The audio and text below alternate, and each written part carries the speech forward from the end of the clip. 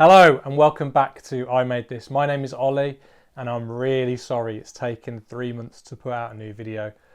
But you know, real life, work and getting COVID kind of got in the way of it all. But I'm back now with a new video, and originally this was going to be the second part of the T-Bone McLaser Blast action figure build. But an opportunity came my way. I say opportunity, I came up with the idea.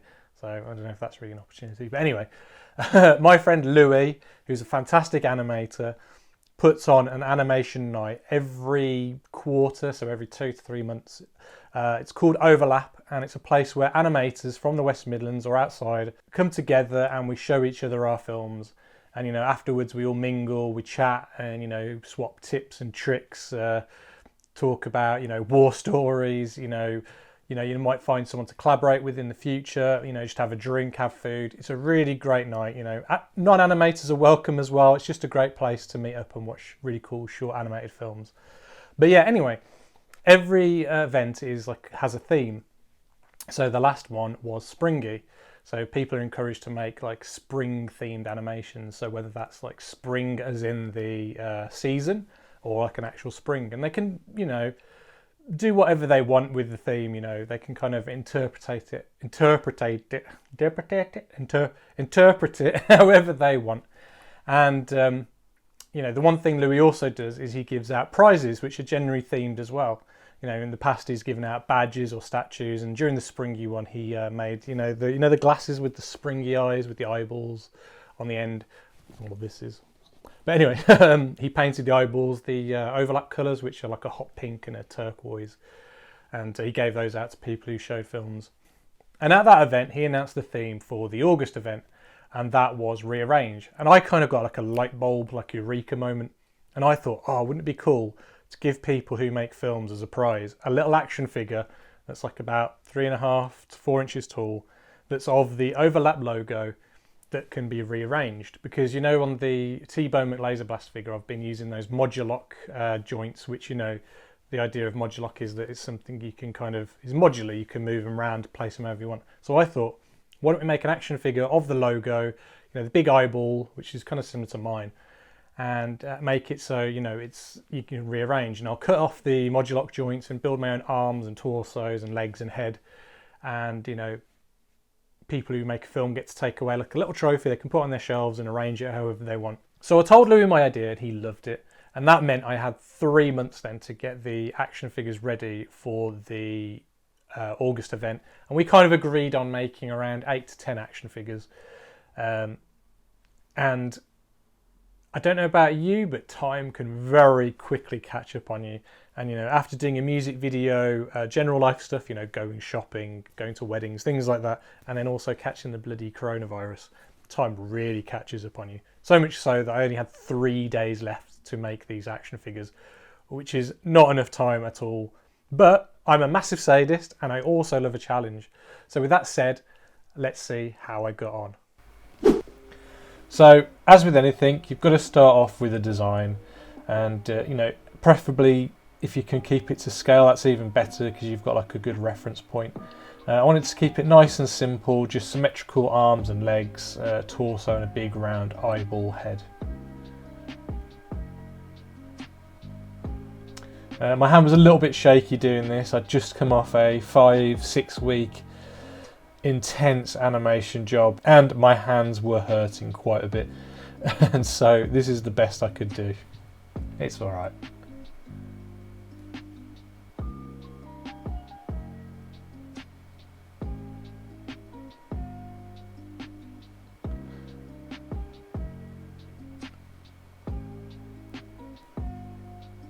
So yeah, this shows the articulation points and how I want the limbs to rearrange the body. As you can see, we're going to have different coloured eyeballs, so a turquoise one and a hot pink one, just to kind of reference the colours of overlap. And yeah, this is the modular action figure that I'll be cutting the joints off, that I'll be basing my articulation on the figure for.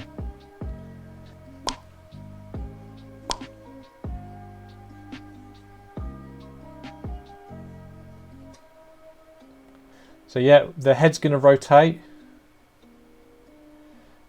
as will the arms, as will the legs. I actually learnt that the resin I have can actually brown over time. So I spoke to Louis and we decided to actually colour the characters completely turquoise and completely hot pink, and then just paint the pupils the opposite colour. And I think it makes it really striking, or I hope it will anyway. To make the eyeball, like to make it perfectly round, I was looking around everywhere for something that I could use, because I didn't want to just use solid Sculpey, because it would probably crack in the oven and it's just a waste of Sculpey and it'd be really heavy. Eventually I found that I've got a few empty deodorant roll-ons, so I took it apart and then covered the ball in Super Sculpey.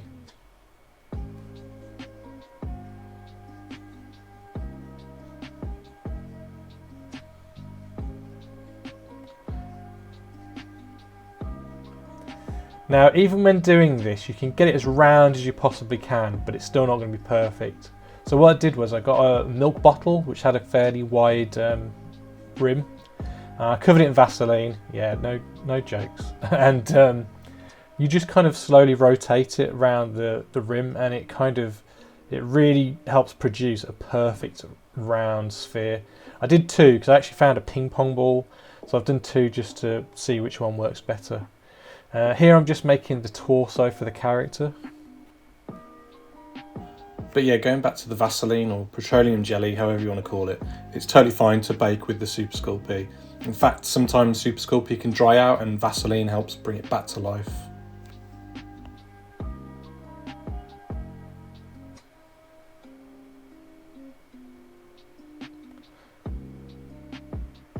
Giving him a little bit of a belly.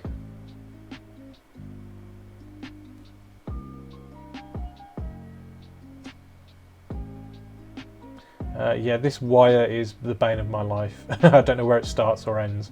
But yeah, I'm just making the armature for the legs and the arms, just so there's a little bit of strength in it as I'm moulding them.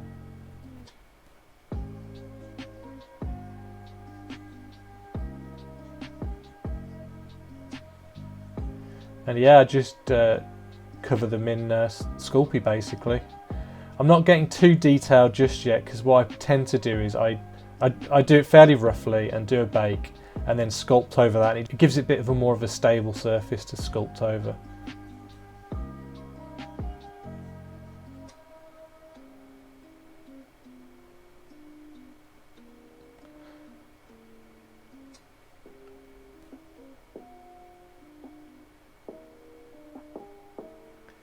And again with the arms, same process, just make some little thin sausages that again I'll bake and then work over again later on. I wasn't happy with this torso, I thought it was far too small, so I scaled it up a bit, and as you'll see I was a lot happier with this scale for the torso.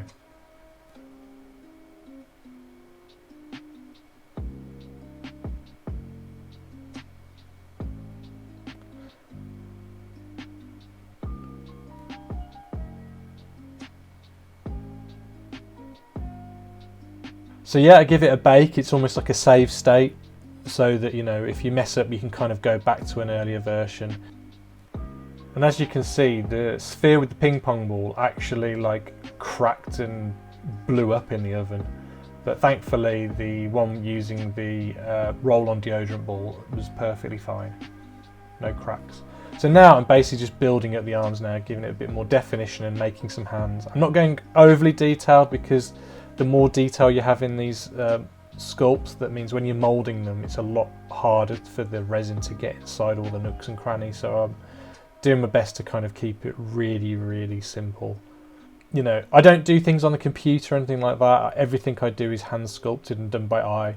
And while I want it to look as neat and uniform as possible, I still don't mind a few of those kind of human errors that kind of just make it a little bit unique and kind of handcrafted. I think that's perfectly fine and gives it, a bit of a quirk and a bit of its own character. Just working on the belly here and the character's bum. You've got to give it a bum, because, bums are great. Everyone's got a bum, I think. And now this is weird. Okay, I'm kind of making a stencil here using gaffer tape. So I'm drawing around a 2p piece here and then pulling out the middle. And then I'm going to place it over the ping pong ball, because originally I was going to sculpt in the eyeball into the unbaked FIMO, but I kind of forgot. But I think this way worked out a lot better because it meant I wasn't, you know, bashing around the FIMO too much before it was baked. And then what I'm going to do is now I'm going to like carve away like an outline, and I think that will hopefully help with the painting process later on, keeping it all nice and neat. So there we go, here's modular, pulling him apart and cutting off all of his articulation points that I can then, you know, put into my figure.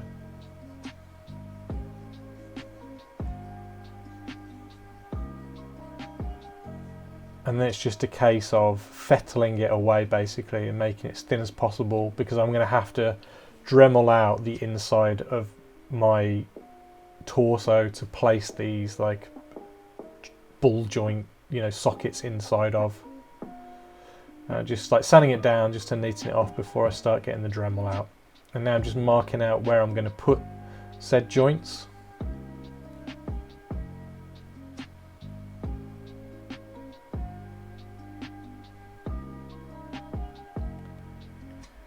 And before I do that, I'm just going to kind of loosely put it together just to kind of get a feel and see what it looks like when it's all together. And so far, not looking too bad. Do you know what? I'm really happy with this so far. And now I'm going to Dremel out where I'm putting the ball sockets into. It's quite a tedious process, but you know, it needs to be done.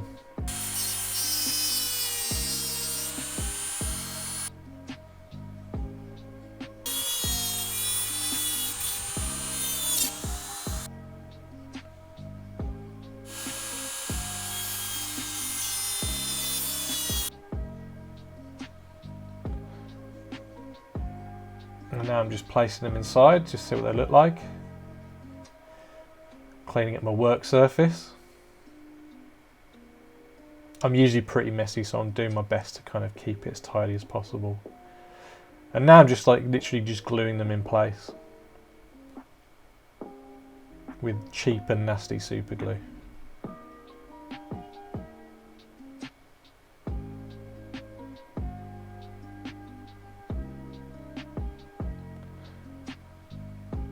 There we go, all the joints are glued in place. As you can see, the socket is sticking out a bit of the top of the torso. So what I'm going to have to do is I'm going to have to get some milliput and build up a bit more of the torso. So here we go, here's the milliput. It's 50-50, 2-part epoxy, and you just mix it together. Leave it for about 5 minutes and then you can start using it. And it's just a case of just bodging it in all the holes that I've created, just to neaten it all up. And then go over with some water and just keep working over it until it's nice and smooth and feels like fairly flush with the original Super Sculpey. And then once this process is all done, you leave it to dry overnight and you come back to it the next day and it's solid as a rock. Again, it's a tedious process, but it's just got to be done.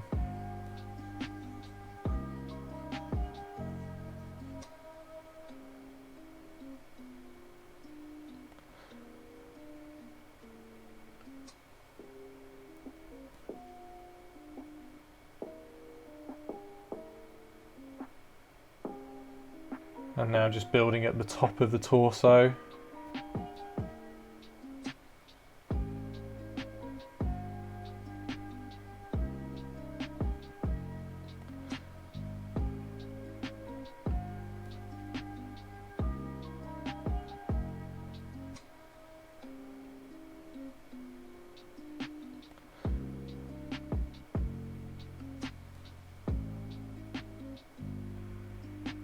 And then I'm just patching up some parts of the hand just to make sure they're all nice and even and equal.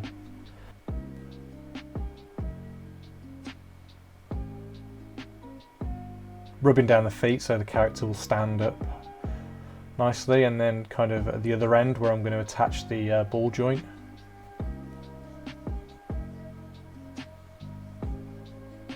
I'm just giving it a nice sound so it's nice and smooth.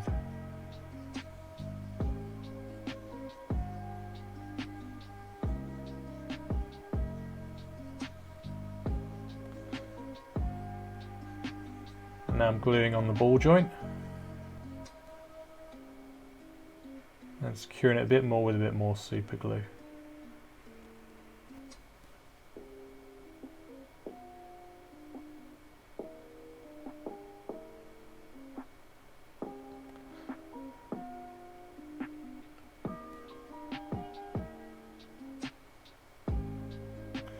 Now the torso is nice and dry, I give it a bit more of a sand. Because the milliput is not 100% flush with the super sculpting underneath, and you want it to make it so it's nice and blended in together.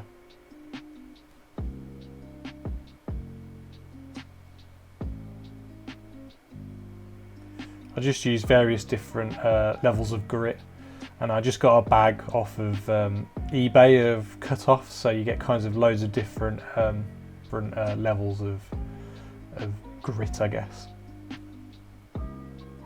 Just fettling away a bit of the hands so that each of the arms are fairly uniformed.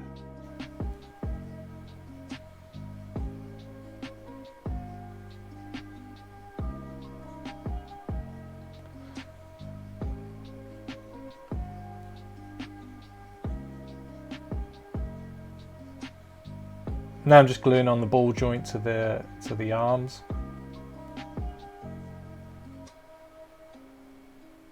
Securing it with a bit more super glue.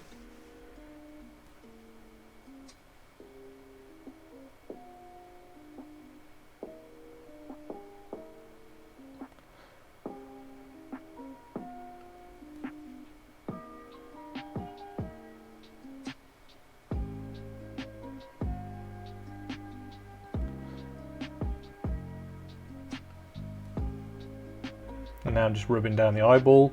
Even though I'm fairly happy with how rounded this is, it doesn't hurt just to give it a little bit of a rub down. It also gives it a bit of a key when you apply the matte spray paint. Now I'm just marking out where I'm going to put the ball joint on the head.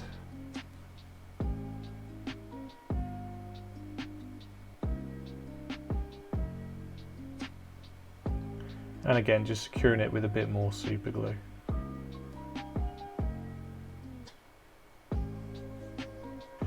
Now it's ready for the priming stage. But the reason why you prime it is because it helps show up any like errors with the sculpt, which you then go back in with milliput or with a sander and kind of refine it a little bit more. But I tend not to do a second coat of the primer.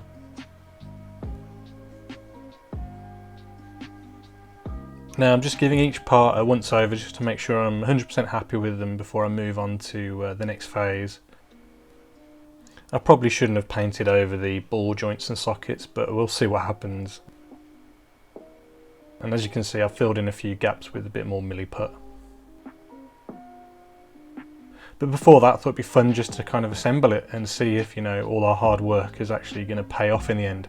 This is always it's a fairly nerve-wracking part of the process because you could have to go back to square one. And here we go, here he is all assembled. I think he's looking pretty good if I do say so myself. Articulation works perfectly fine.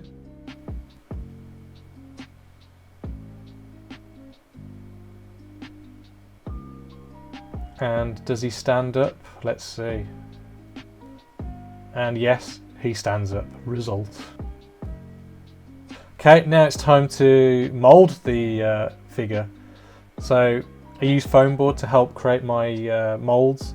A lot of people use Lego. I'd love to use Lego because it will help reduce waste, but it's just trying to source all those big pieces of Lego. So if anyone's got any ideas where I can get some nice Lego pieces to create my molds, please let me know because I'd love to get hold of some.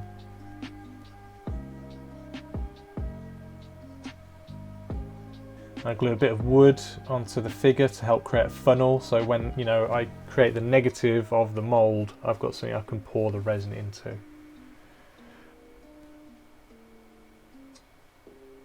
And I'm just sealing up the box now. And then I go around the seams with more hot glue just to make sure that when I pour the silicone in, it doesn't pour out of any gaps, which has happened to me before and it creates a little bit of a mess. There you go, just glue it right in the middle. And the reason why I fettle it like this is just to give it a bit of a funnel, I guess. I mean, it probably doesn't really help, but whatever.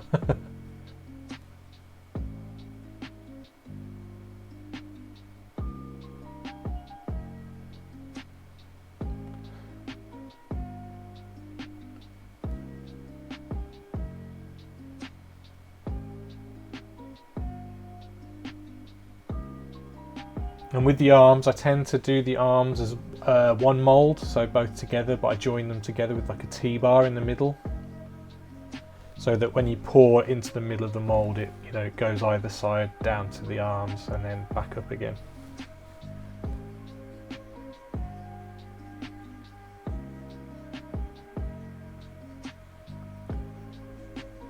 I also use thinner pieces of wood, like as you can see there, in a hope that you know, air doesn't get trapped in there and it can release easy, so you don't get bubbles in your, you know, arms or legs or whatever.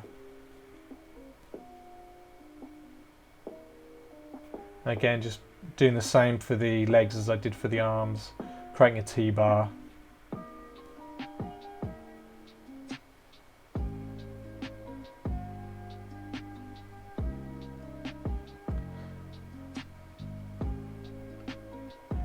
And again, I use the smaller pieces of wood to help alleviate any air bubbles.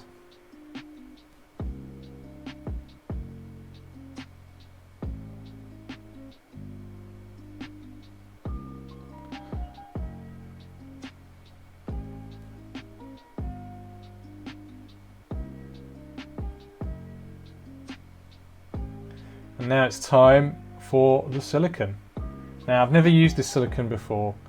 It's a lot thicker than the one I'm used to, so I'm worried it's going to be quite a thick kind of rubbery silicone consistency with the mould, but we'll see how it goes. Yeah, it's just used 10% of the catalyst, and apparently you have like about a 30-minute working time with it. Normally you'd probably put this into a vacuum chamber, but sadly I haven't got one, so I've just got to pour it from a great height in a hope that, you know, I get as few air bubbles in the mould as possible. And I kind of don't pour directly onto the item, I kind of pour into a corner. I think that's what you're supposed to do. And then you leave it for a good 24 hours for it to harden. Now, this was a pain in the arse. It took so long to pull these bloody moulds out of the foam board casings that I'd made. And as I predicted, the silicone was really, really hard, harder than, you know, any silicone I've used before to make moulds. And it took quite a while to get the items back out. So I'm kind of worried that when I finally pour the resin in, it's going to be equally hard to release those out of the moulds as well. But we'll see how that goes.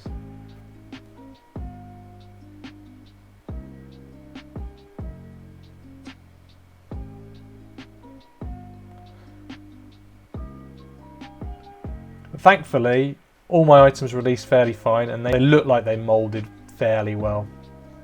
Now it's time for the resin, and it's a 50-50 mix, and I've got a little bit of a pigment. It's like a neon, hot pink neon pigment. And it's good to kind of give it a couple of minutes of mixing time. Again, I don't have a vacuum chamber, which would really help because that will really alleviate any air bubbles that I get in it. But, you know, we can only do what we can do with what we have at the time. And you know, I kind of release the mould back and forth to kind of, you know, make sure all the resin gets inside of it. Otherwise, you know, it gets clogged up and only half of the mould gets filled with the resin. Because I found that this resin kind of goes off pretty quick, but it's also could be because I'm doing this on the hottest day of the year. It's about 38 degrees, and so that probably doesn't help.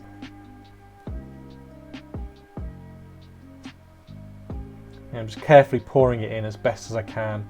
I've also got syringes to help like push it in. I found that really, really helped.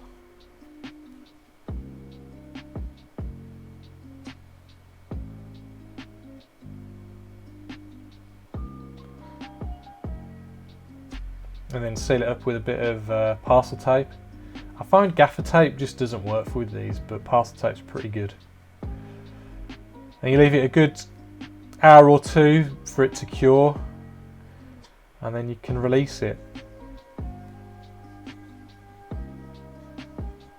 And yeah, that came out pretty well. I'm actually really chuffed with that.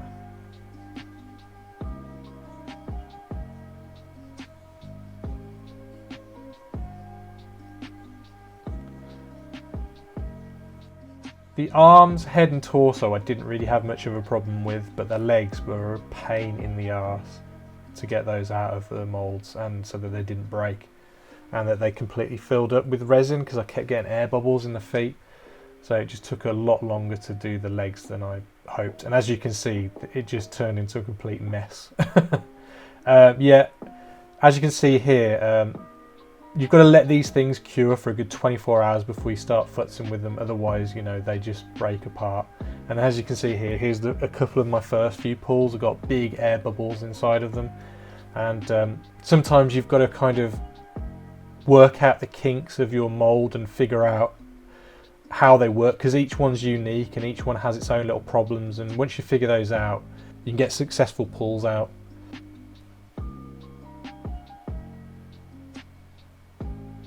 Now I'm just painting the eyeballs. Give it a couple of coats each time. I don't know why it is, but hot pinks and reds are a right pain in the arse to paint over.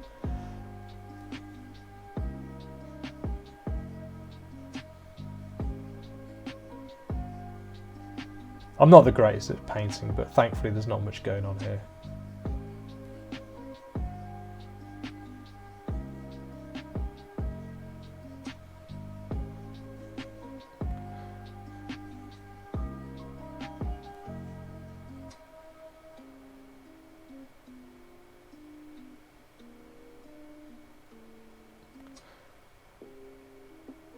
Now, sadly, I wanted to make a lot more turquoise characters than I actually did. I only ended up making 2. That's purely for the fact that by the time I got to casting the turquoise pieces, that the moulds had literally had enough by then. You know, you've probably got maximum of 10, 12 pulls for each item, and you know, I was probably pulling them out a lot quicker than I should have done, and the silicum's really hard that, you know, it just kind of started to give away, and just the results just weren't very good by the end. Had big seams or big holes or air gaps or tears in them and stuff, so I gave up. And thankfully, you know, I managed to get about 10 out of it by the end, which was more than enough. But as you can see, I'm so chuffed with how it's come together. It pops together perfectly. All the articulation works perfectly, and the rearrange feature works as well. So, you know, I'm really, really chuffed with that.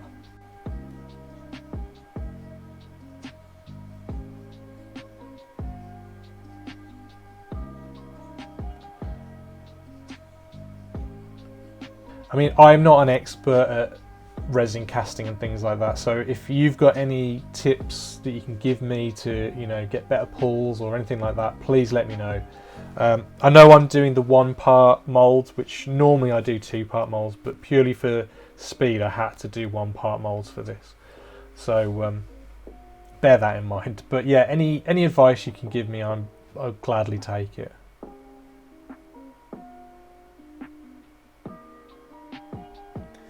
And here I am assembling my little army of eyeball men. Whew! That was an intense 3 days. The sculpting and the moulding wasn't so bad, but the casting that day was brutal. It was one of the hottest days of the year, nearly 38 degrees or whatever, and it's not something I want to repeat ever again. Don't worry, I did wear a mask, by the way. You don't see it in the video, but I was wearing a mask. You need to wear a mask when you're dealing with these chemicals and things like that. Oh yes, the resin rises. But anyway, I don't think they turned out too bad. I mean, as I said in the video, I don't have a vacuum chamber, so, you know, I am going to get air bubbles and things like that in these figures at the moment until I get one of those. But that said, I don't think they turned out too bad at all. I think I'm glad I made this in between making the moulds for the T-Bone McLaser Blast figure, because I learnt a lot, you know, about what to do and what not to do. Mostly about what not to do. For these figures, I used a 1-part mould where I just cut down the middle and kind of prise them open to pull the resin out. Whereas on T-bone, I think I'm going to go back to the 2-part mould. It takes a lot more time. Again, that's one of the reasons why I did a 1-part on this, is just because it's a lot quicker. But yeah, I'm going to go back to the 2-part mould for T-bone and have like a lot more control over the casting phase. I'm also going to like experiment with other kinds of resins, because I think these are great. This is great because it's nice and soft, but I'm not sure how durable it is with the joints. I mean, it's probably okay if you're only going to leave it in there that one time, but if you're going to do something that's a bit modular that kind of pops in and out, I have a feeling that this might, you know, wear out eventually, and you'll just get joints that kind of become loose or just fall out. But you know, for now they're okay, but I'm not sure how well they'll last. So what I might do for T-bone is kind of use a mixture of a harder resin and this resin together, you know, make the torso harder and then make the arms out of this more gummy and things like that, and kind of do a mix and match, just so that things don't wear out as quickly as I think that they could possibly. But like I said, I'm very pleased with how this turned out. I set out to make an articulated figure that you can rearrange, and you know, it does what it says on the tin. So yeah, Overlap was a great show this August, and I hope everyone enjoyed the figures that they received and that they haven't fallen apart. Thank you so much for watching. If you enjoyed this video, please consider hitting the subscribe button down there. If you have subscribed to the channel already, thank you so much. I really appreciate it, and it means a lot to me. So yeah, thank you very much. Don't forget, you can reach out to me on social media. I'm on Instagram and Facebook. Just search for I Made This. And until the next video, I'll catch you later. Goodbye.